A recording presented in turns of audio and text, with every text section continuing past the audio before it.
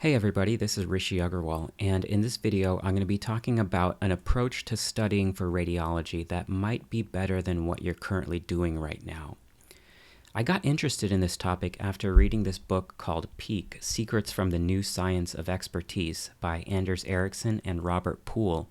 In the book, they talk about people who are experts in their field, and they focus on musicians and chess players, but there's also sections about medicine, including radiology specifically. In the book, they talk about something called mental representations, which are methods to organize information in your brain so that it becomes easier to perform certain tasks or skills. And what they found was that people who are experts in a certain skill have really well-developed mental representations of the thing that they are doing, as compared to people who are just beginning in that skill. So, for example, people who are expert chess players are able to look at a chessboard and just at a glance understand who's winning, what the lines of force are, what the next likely move is going to be. And a lot of them, if given a blank chessboard, could probably reconstruct the chessboard just by looking at it for a short amount of time.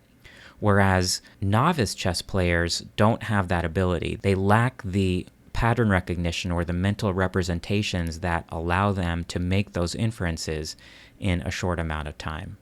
So I started to think, what are the mental representations that I use when I read a CT scan? What I came up with are mental checklists that are based on the history of the patient. One of the first things that I do when I open up a case is look at the history, because the history is going to sort of guide me as to what to look for on each CT scan. So for example, if we have a patient with lung cancer and they're treated with surgery, then I want to look for things like recurrence, and that's probably going to be along the staple line.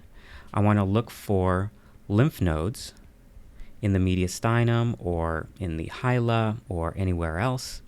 I want to look for metastases in distant places, like in the bones.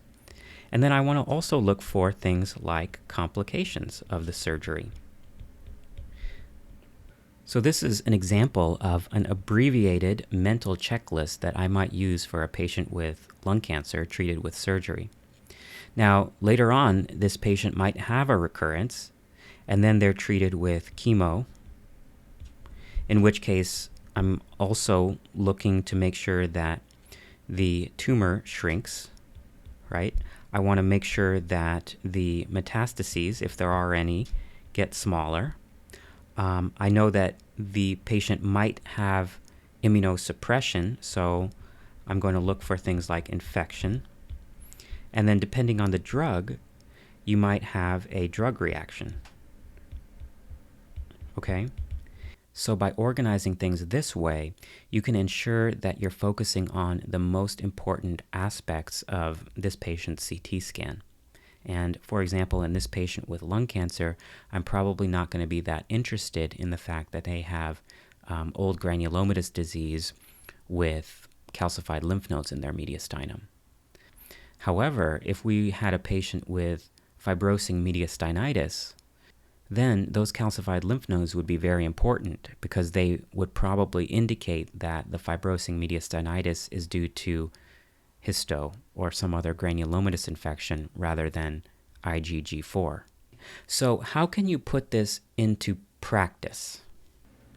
The first thing I would do is just try to figure out what are the top 10 most common indications in the field you're trying to study for. So whether that's thoracic radiology, whether that's neuro or body or MSK, whatever it is, there's probably a handful of indications that account for 80% or more of the cases that you're going to see.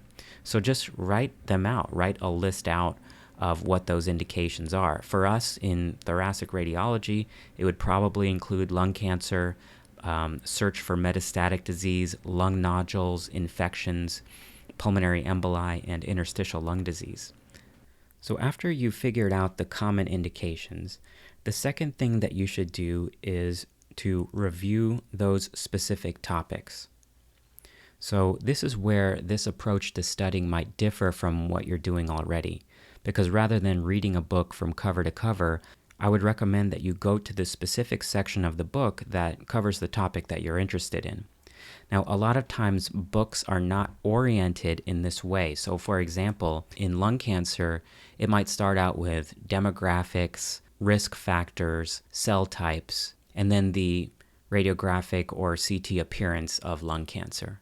But the section on lung cancer may not include what a lobectomy looks like, or what a pneumonectomy looks like, or what radiation fibrosis looks like. That might be a whole separate chapter. So if you find that a textbook is not arranged in a way that makes it easy to understand that framework or mental representation, what I would recommend doing is going online and looking for review articles that talk about a specific disease process.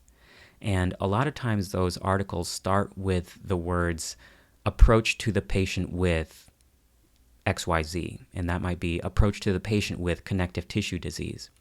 So it takes an individual disease process and it breaks it down into that mental checklist of all the things that you should look for in a patient with connective tissue disease. So in other words, the review article not only contains the information that you're looking for, but it contains the framework that allow you to remember that information in a more clinically meaningful way.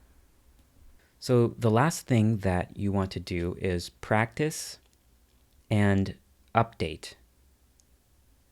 So when you're first starting out, it's probably a good idea to actually physically write out your mental checklist. So for example, if I had a patient with lung cancer treated with chemotherapy, I'm going to write out tumor, metastases, infection, drug reaction, and make sure that I'm looking at each one of those things. As you become more comfortable with your mental checklists, then you don't have to write them out anymore. It just becomes sort of an automatic practice. And then finally, updating means that when new information becomes available and you realize that your old mental checklist was missing something or it lacked a detail in a certain way, then you want to update that checklist as you go along. I think that if you follow these steps when you study, not only are you going to be more efficient when you actually read cases, but you'll probably also remember the information better because you're developing this mental framework in which you can easily add new information as it comes along. I hope you all try this method and let me know if it's working out for you or not. Or if you have other ideas on how people can study better, let me know in the comments below.